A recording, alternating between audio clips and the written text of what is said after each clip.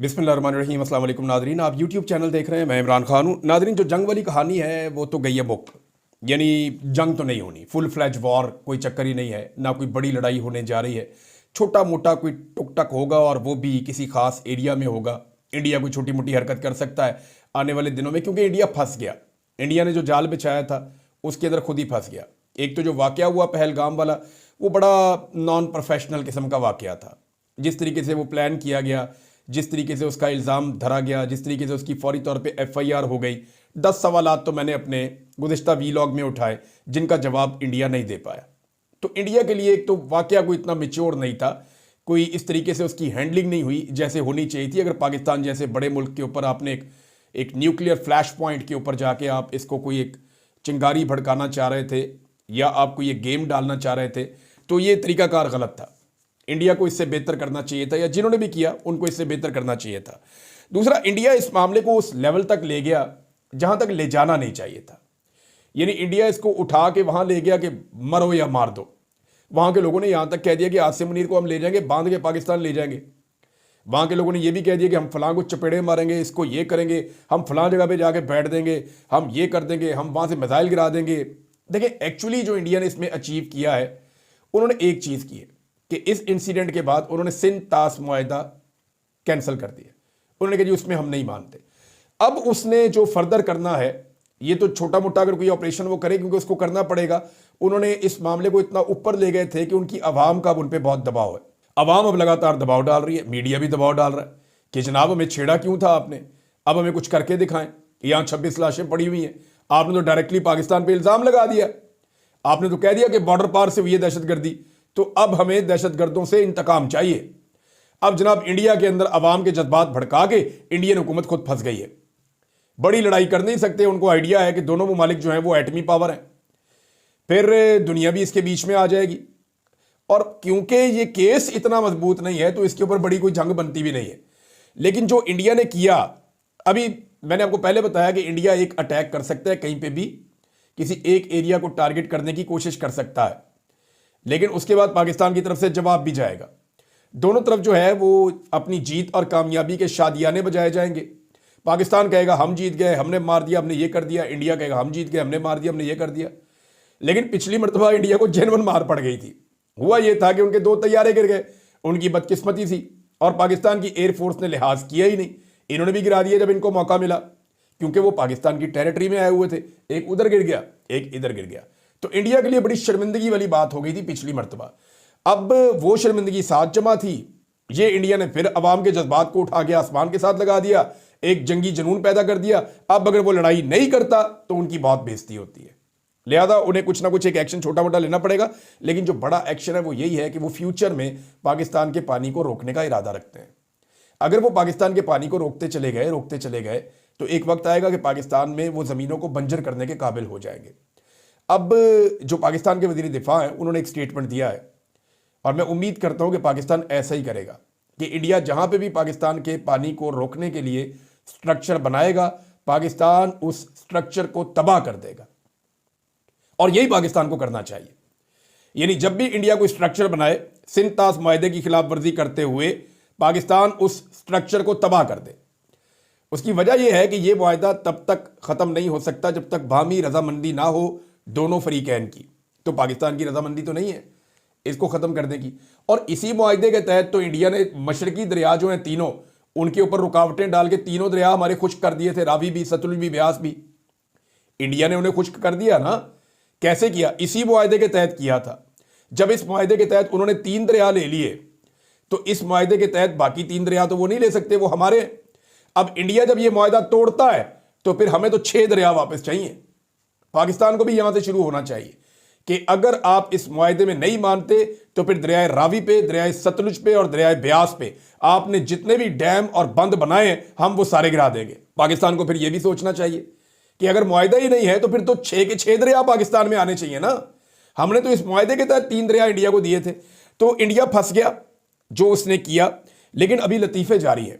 लतीफ़ों में से एक लतीफ़ा और आया। एक कठपुतली वज़ीर आज़म है आज़ाद कश्मीर का, चौधरी अनवारुल हक, जो अपने ताल्लुकदारी और रिश्तेदारी की वजह से वहाँ पे वज़ीर आज़म बन गया, और इसको पीपल्स पार्टी ने भी वोट दे दिया, इसको PMLN ने भी वोट दे दिया, इसको जनाब PTI के लोगों ने भी वोट दे दिया। ये एक्चुअली एस्टेब्लिशमेंट का नुमाइंदा था जिसने सबसे वोट ले लिए और डंडे के जोर के ऊपर सबसे वोट लिया गया। पीपल्स पार्टी के लोग अपना उम्मीदवार खड़ा करना चाहते थे, इसने जाकर उन्हें कहा कि मुझे आराम से वोट दे दो वरना फिर आसिफ अली जरदारी तुम्हें कहेगा, और उन लोगों ने इनकार कर दिया। फिर जरदारी साहब को जब पैगाम पहुंचा तो जरदारी साहब ने फौरी तौर पे जो आज़ाद कश्मीर के उनके लोग हैं कि अपना नुमाइंदा बिठाओ और आपने वोट देने हैं इसको। तो ये ऐसे वज़ीर आज़म बना था। अब इसका एक लतीफ़ा सुने। अज़ली दुश्मन का मुकाबला करने के लिए सबसे पहले मैं खुद को पेश करूंगा। तो जाओ भाई बॉर्डर पे जाके लड़ो, उधर चले जाओ नकियाल सेक्टर में, वहाँ सामने इंडियन मौजूद हैं, शेलिंग भी हो रही है, गोलाबारी भी हो रही है, गोली भी चल रही है। तो सबसे पहले अगर अपने आप को पेश करना है तो पहुंचो मेरा भाई फटाफट। ये कहने वाली कहानियां होती हैं कि मैं सबसे पहले पेश करूंगा, ये फौज का काम है लड़ना, वो अपना काम करेंगे, आप अपना काम करें। ये जज्बाती भाषण दे दे के लोगों को बेवकूफ़ बना रहे हैं। लोगों ने आपको वोट फिर भी नहीं देने, क्योंकि आपने गद्दारी की है, आपने गद्दारी की है अपने लोगों से, और जो मैंडेट वहाँ की आवाम ने दिया था पाकिस्तान तहरीक इंसाफ को, उस मैंडेट के साथ भी गद्दारी की है। बहरहाल आज़ाद कश्मीर में आप देखिएगा जो कश्मीर एक्शन कमेटी है वो आने वाले इलेक्शन के अंदर किस किस्म का माहौल पैदा कर देगी पूरे आज़ाद कश्मीर में, आप सोच भी नहीं सकते, और ये आपको होता हुआ ग्राउंड पे नज़र आएगा। एक और नाज़रीन ख़बर है, और वो ख़बर है जनाब आर्मी चीफ साहब के हवाले से। आर्मी चीफ ने एक स्टेटमेंट दिया है, और स्टेटमेंट तो उनका लंबा चौड़ा है क्योंकि कोर कमांडर कॉन्फ्रेंस हुई है और उस कॉन्फ्रेंस के अंदर से डिफरेंट स्टेटमेंट्स बाहर आए हैं। मिसाल के तौर पे army chief general Asim Munir की ज़ेर सदारत जो कोर कमांडर कॉन्फ्रेंस हुई, उसमें पाकिस्तान की मुसल्लह अफवाज दिफाए वतन के लिए अपनी आवाम के साथ मुत्तहिद होकर खड़ी हैं और जंग मुसल्लत करने की किसी भी कोशिश का यकीनी और फैसला कुन जवाब दिया जाएगा। लेकिन जो इंटरेस्टिंग स्टेटमेंट है आर्मी चीफ का वो ये है, पाकिस्तान के अवाम की उमंगों का हर कीमत पर एहतराम किया जाएगा इंशाअल्लाह। इंशाअल्लाह का मतलब है आइंदा से, अल्लाह ताला ने चाहा तो आइंदा से अवाम की उमंगों का हर कीमत पर एहतराम किया जाएगा। देखें, अवाम ने तो जो उनकी उमंगें थीं वो तो इमरान खान साहब के साथ थीं और पाकिस्तान तहरीक इंसाफ के साथ थीं, और 8 फरवरी 2024 को उन्होंने अपना मैंडेट दिया था। तो अगर अवाम की उमंगों का एहतराम किया जाता तो जिनके पास अवाम का मैंडेट था उनकी हुकूमत होती पाकिस्तान में। तो अवामी उमंगों का एहतराम ना करके इदारे को और अवाम को दूर किया गया है। मेरे ख्याल में ये वक्त आ गया है कि फ़ौज होश के नाखून ले, जो मिलिट्री की आदत है, और वो ये फैसला करे कि वो सियासत के धंधे में नहीं पड़ेगी और अवाम के फैसलों के मुताबिक मुल्क को चलने दे। जमहूरी अंदाज में ये मुल्क चलेगा तो मुझे पूरा यकीन है 10-20 साल में ये मुल्क बहुत आगे निकल जाएगा, अगर दोबारा से कोई मिस एडवेंचर ना किया गया तो, या किसी को अगर अपनी एक्सटेंशन का ख्याल ना आया तो, या किसी को अपने ज़ाती मफादात के लिए मुल्क के फैसलों से खेलने का ख्याल ना आया तो पाकिस्तान आगे निकल जाएगा। फिलहाल मुझे ऐसी चीज़ें नज़र नहीं आ रही, लेकिन ये एक स्टेटमेंट बड़ा हौसला अफजा है जो आर्मी चीफ ने दिया है।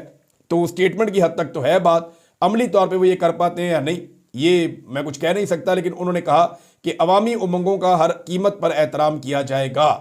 तो अवाम जो है वो तो बड़ी खुश हो जाएगी ये स्टेटमेंट सुनने के बाद, लेकिन जब ये अमली तौर पे होगा तो हम अनाउंस भी करेंगे, पाकिस्तानियों को मुबारकबाद भी देंगे और बताएंगे भी। नाज़रीन, बांग्लादेश से एक खबर आई है, ये बड़ी इंटरेस्टिंग है, ये मेरे पास है यहाँ पे खबर। ये भारत पाकिस्तान पर हमला करे तो बांग्लादेश भारत की 7 शुमाल मशरकी रियासतों पर हमला करके कब्जा कर ले। भारत जो है ना वहाँ पे एक चिकन स्नैक है। अगर आप भारत का नक्शा गौर से देखें तो आपको वहाँ एक चिकन स्नैक नज़र आती है। एक ऐसी जगह है जहाँ पे भारत का वजूद बहुत पतला हो जाता है, ऊपर एक मुल्क है, नीचे बांग्लादेश है। तो इस जगह से वो ये कहते हैं कि 7 रियासतों में कब्जा कर लें। ये इतना आसान नहीं है। ये major general retired Fazlur Rahman साहब बांग्लादेश के हैं, उन्होंने ये बात की है। लेकिन ऐसा हो नहीं सकता मेरे ख्याल में। वहाँ पे भारत की बड़ी तगड़ी आवाम भी रहती है और बड़ी तगड़ी फ़ौज भी वहाँ पे भारत की मौजूद है, और बांग्लादेश खुद इस वक्त जिन मसाइल का शिकार है, ऐसी सूरत हाल में उन 7 रियासतों पे कब्जा करना मुझे नहीं लगता कोई आसान होगा। ये एक स्टेटमेंट तो हो सकती है बांग्लादेश की। बांग्लादेश को भी इस वक्त कोई जंग सूट नहीं करती और बांग्लादेश कोई एटमी मुल्क नहीं है। भारत एटमी ताकत भी है और वो ताकतवर मुल्क है। तो हकीकत तो ये है कि ये नहीं हो सकता, लेकिन एक धमकी बहरहाल भारत को लगी है। और ये क्या ये अच्छी बात हो कि अगर भारत पाकिस्तान के साथ कोई एडवेंचर करे तो वहाँ से बांग्लादेश भारत के ऊपर दबाव डाले, तो भारत को दोनों तरफ से जब दबाव पड़ेगा तो उसके लिए मुश्किलात बढ़ेंगी और वाकई बढ़ जाएंगी। नाज़रीन, नदीम अंजुम साहब के हवाले से एक खबर दी है, और ये खबर दी है मोहसिन नकवी साहब ने। और देखिए, नदीम अंजुम साहब भी एक्सटेंशन चाह रहे थे उस दौर में, मुझे कुछ लोगों ने बताया था। जब उनकी रिटायरमेंट करीब आ रही थी तो मुझे कुछ लोगों ने बताया था कि वो चाहते थे कि उनको एक्सटेंशन मिल जाए। उनकी घर में एक शादी थी, उसके लिए उन्होंने अपनी रिटायरमेंट का टाइम भी थोड़ा सा आगे किया था, और एक स्पेशल रिक्वेस्ट की थी गालिबन, जहाँ तक मुझे याद है। तो वो ये चाह रहे थे कि उनको एक्सटेंशन मिल जाए, और उनकी एक्सटेंशन के लिए कोई कोशिश भी हुई थी, लेकिन उन्हें एक्सटेंशन नहीं मिली। अब नजम सेठी साहब कहते हैं कि नदीम अंजुम रिटायरमेंट के बाद शहबाज शरीफ के सिक्योरिटी एडवाइज़र बनना चाहते थे कि नेशनल सिक्योरिटी एडवाइज़र का ओहदा नदीम अंजुम साहब को मिल जाए, लेकिन उनकी सिफारिश सुनी नहीं गई। अब फौजियों ने सोचा है कि पहले भी सब कुछ हम ही चला रहे हैं, अब आईएसआई चीफ को नेशनल सिक्योरिटी एडवाइज़र बना दिया गया है ताकि सब कुछ अपने ही बंदे करें। ये जनाब नजम सेठी साहब ने कहा, एग्जैक्टली यही है। अब बाकायदा आईएसआई के जो चीफ हैं वो पाकिस्तान की काबीना का हिस्सा है, पाकिस्तान की हुकूमत का भी हिस्सा है, और कैबिनेट के जो फैसले हैं वज़ीर आज़म की, उसके अंदर जो आईएसआई के चीफ हैं उनका उसके अंदर हिस्सा हुआ करेगा। अब देखना यह है कि वो रिटायरमेंट के बाद भी इस ओहदे पे कायम रहते हैं या नहीं रहते, या आने वाले जो डीजी आईएसआई होंगे उनको नेशनल सिक्योरिटी एडवाइज़र लगाया जाएगा या इन्हीं को कंटिन्यू करवाया जाएगा। इस सवाल का जवाब हमें तब मिलेगा जब ये रिटायर होंगे। नादरीन, जो विल्सन का जो बिल है, दो चीज़ें अमेरिका में इस वक्त हो रही हैं एट अ टाइम। एक जो विल्सन का बिल है जो विल्सन खुद लेकर आया, जिसके अंदर आसिम मुनीर साहब पे पाबंदियां और बहुत सारी और चीज़ें उसके अंदर शामिल हैं। पाकिस्तान डेमोक्रेसी एक्ट उसे कहते हैं। दूसरा जो एक लेटर है जो अभी यहाँ से ब्रैगमैन गए हैं वापस, जैक ब्रैगमैन, जिन्होंने आर्मी चीफ से मुलाकात भी की, ये वापस गए। इन्होंने एक लेटर लिखा डोनाल्ड ट्रंप को, जिसमें इन्होंने मोहसिन नकवी के खिलाफ भी लिखा है, और साथ ही साथ इन्होंने इस लेटर के अंदर पाबंदियों का मुतालबा भी किया है। अब बहुत सारे पाकिस्तानी इस बिल को सपोर्ट कर रहे हैं, बहुत सारे ओवरसीज पाकिस्तानी इस लेटर को भी सपोर्ट कर रहे हैं। तो कुछ लोग कह रहे हैं कि इससे एक डिवाइड पैदा हो रही है, एक यूनिफाइड एफर्ट होनी चाहिए, सेम टाइम में दोनों चीज़ों को भी सपोर्ट किया जा सकता है। लेकिन हमें ये याद रखना पड़ेगा कि जितने फ्रंट हों सबके ऊपर कोशिश होनी चाहिए। बिल का प्रेशर बहरहाल ज़्यादा है, ये मैं आपको बता दूं कि क्योंकि पाकिस्तान में भी सहाफ़ी ये कह रहे हैं और सोर्सेज ये बताते हैं कि पाकिस्तान की एस्टेब्लिशमेंट जिस चीज़ का ज़्यादा प्रेशर ले रही है वो जो विल्सन का बिल है, जिसके दबाव की वजह से काफ़ी परेशानी है कि जो विल्सन का बिल अगर आ जाता है और मंजूर हो जाता है तो फिर पाकिस्तान के आर्मी चीफ के ऊपर पाबंदियां लग जाएंगी, और ये पाकिस्तान की तारीख में पहली मरतबा होगा, इससे पहले ये नहीं हुआ है। लेटर का मामला ये है कि ये डायरेक्टली ट्रंप के पास गया है। ट्रंप को पहले भी बहुत सारे लेटर लिखे गए हैं, तो मेरे ख्याल में पाकिस्तानियों को बहुत सारे फ्रंट्स पे काम करना चाहिए, लेकिन मुश्तरका तौर पे मिलकर काम करना चाहिए। जितनी कोऑर्डिनेशन बेहतर होगी उतने बेहतर अंदाज में पाकिस्तान में डेमोक्रेसी के लिए, आज़ादी इजहार राय के लिए, इंसानी हकूक़ की पामालियों को रोकने के लिए और रूल ऑफ लॉ के लिए ओवरसीज़ पाकिस्तानी अपना किरदार अदा कर सकेंगे।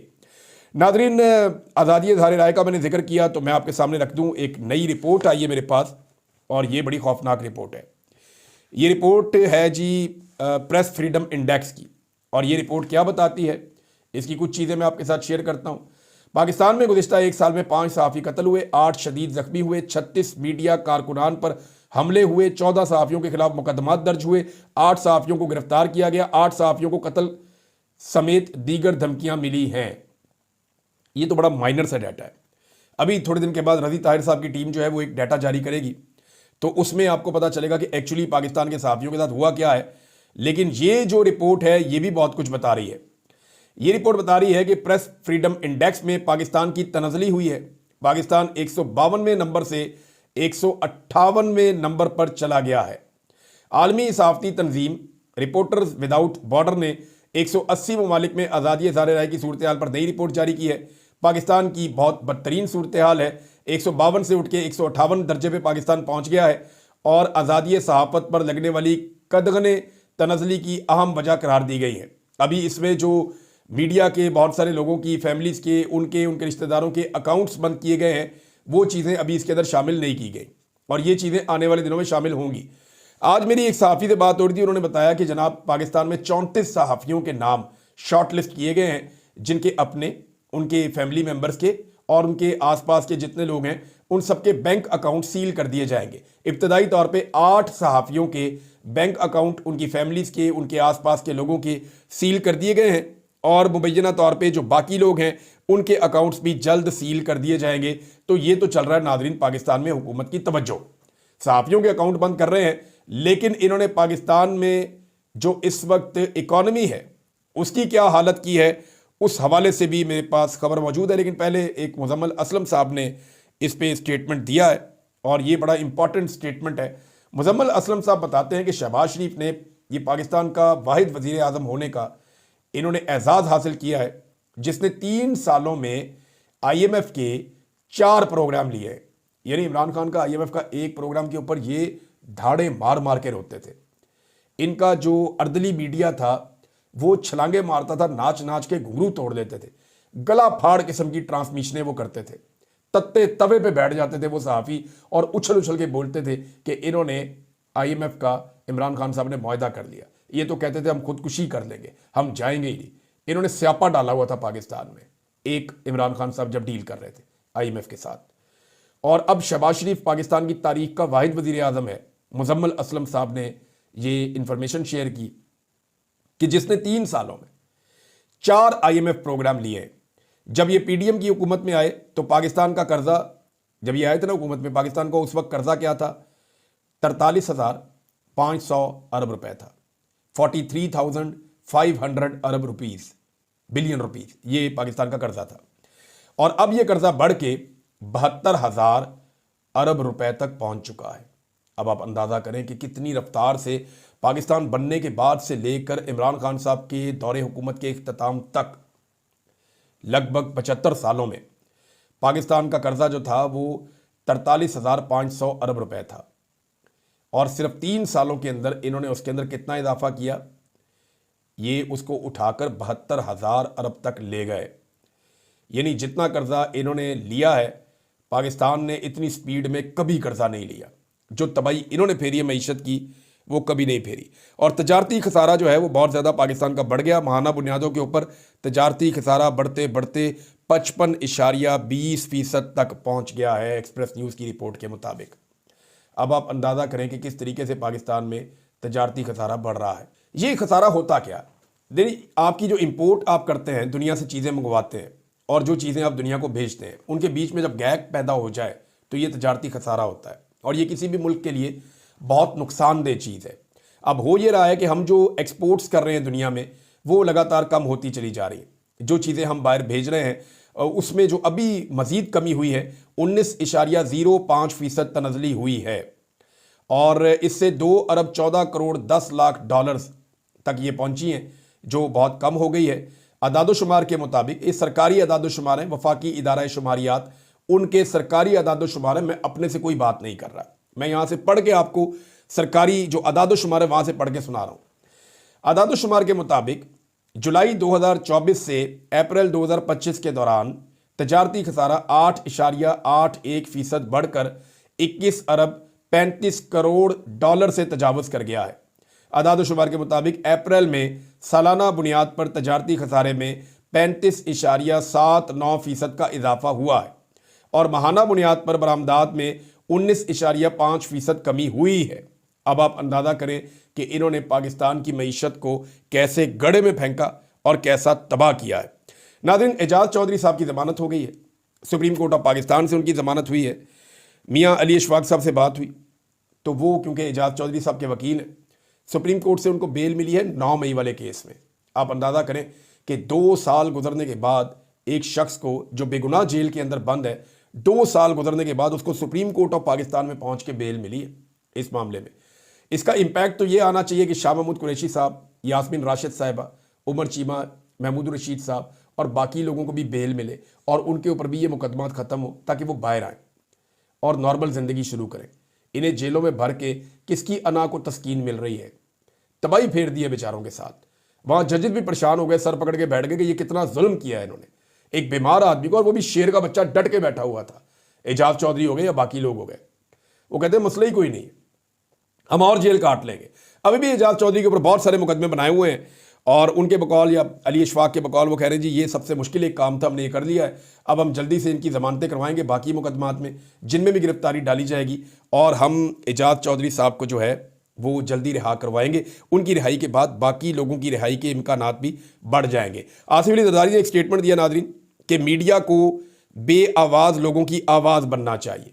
अंदाज़ा करें आप, ये जरदारी साहब कह रहे हैं कि बेआवाज़ लोगों की आवाज़ मीडिया को बनना चाहिए। इमरान खान की आवाज़ तो अब सुनाते ही नहीं। अब जो मीडिया इमरान खान की आवाज़ बनता है, यानी बेआवाज़ आदमी इमरान खान ही है ना, जिसकी आवाज़ चलाने पे मीडिया में पाबंदी है। तो इमरान खान को बोलने का हक दीजिए, मीडिया को खुल के उसका नाम लेने का, उसकी तस्वीर दिखाने का हक दीजिए। आप सदर हैं पाकिस्तान के। मारंग बलोच, उसको बेआवाज़ किया गया है, उसे बोलने का हक दीजिए। किसान पाकिस्तान का बेआवाज़ बेचारा, उसको तबाह बर्बाद किया गया है। मीडिया को उसके लिए आवाज़ उठानी चाहिए। सरकारी मुलाजमीन के लिए आवाज़ उठानी चाहिए। महकमा सेहत पंजाब में जो मुलाजमीन बेचारे एहतजाज करते हैं, रोते हैं, पिटते हैं, कितने परेशान हैं वो कि उन्होंने पहले जो है वो आउटडोर बंद किए और अब उन्होंने इंडोर बंद करने का ऐलान कर दिया। और हुकूमत बजाय उनसे बात करने के अब किराए के डॉक्टर लेकर आ रही है, इश्तिहार जारी कर दिया कि जनाब आप आए और आकर हमारे आउटडोर और इंडोर चलाएं। पाकिस्तान के अंदर पहले ही डॉक्टरों की किल्लत है। डॉक्टर पाकिस्तान छोड़ छोड़ के बाहर जा रहे हैं। यहाँ जहाँ मैं बैठा हूँ, बाहर निकलता हूँ, जो बंदा मुझे मिलता है, मैं डॉक्टर हूँ जी, मैं वकील हूँ जी, मैं बिजनेसमैन हूँ, मैं यहाँ पे, हर बंदा यहाँ पे जो है वो काबिल आदमी पहुंचा हुआ है। और वो आके यहाँ पे कहते हैं जी हम, कोई कहता है 6 महीने पहले आया हूँ, कोई कहता है जी मैं 1 साल पहले आया हूँ, कोई कहता है जी मैं 2 महीने पहले आया हूँ। सारे मायूस होकर पाकिस्तान छोड़ के यहाँ पे पहुंचे हुए। मैं हर एक को हौसला देता हूँ, लेकिन कब तक दूंगा। वो लोग कहते हैं जनाब हम मायूस हो गए हैं पाकिस्तान के निज़ाम से, वहां पे इंसाफ मिल ही नहीं सकता। वो लोग ये बात कर रहे हैं। बहरहाल जरदारी साहब ने एक बात की है, इलेक्शन कमीशन के खिलाफ खैबर पख्तूनख्वा में पेशावर में पाकिस्तान तहरीक इंसाफ ने नादरीन एहतजाज किया। देखें, इससे कोई फर्क नहीं पड़ेगा। इलेक्शन कमीशन के खिलाफ काहे को एहतजाज करते हैं? धांधली तो आपको आरओज ने करके दी है। ये इलेक्शन आरओज का इलेक्शन था। जो ब्यूरोक्रेसी आरओज बन गई थी और उन्होंने धांधली की है, वो तो सारे आज भी मौजें कर रहे हैं। खैबर पख्तूनख्वा में बेहतरीन जगहों पे लगे हुए हैं, बेहतरीन ड्यूटियां कर रहे हैं, अच्छी अच्छी पोस्टिंग्स को वो इंजॉय कर रहे हैं अली अमीन गंडापुर के अंडर में। तो जब आप, जो मेन कल्प्रिट है जिसने धांधली करके इलेक्शन कमीशन तक गलत डाटा पहुंचाया, जिस आरओ ने गलत data election commission of Pakistan को पहुंचाया, फॉर्म 47, वो आरओ आपने काबू करना था। उस आरओ को आपने निशाने इबरत बनाना था। एक बंदे को काबू करके उससे एतराफ जुर्म नहीं करवा सके। हालांकि इनकी एक सूबे में हुकूमत है और एक बंदा जो खुद सामने आ गया था, पिंडी का कमिश्नर, वो बेचारा तब से गायब है, आज तक पता नहीं चलता। नादरीन, बाकी चीजें बाद में करते हैं। अब तक के लिए इतनी, अपना ख्याल रखिएगा, अपने इस चैनल का भी। अल्लाह हाफिज।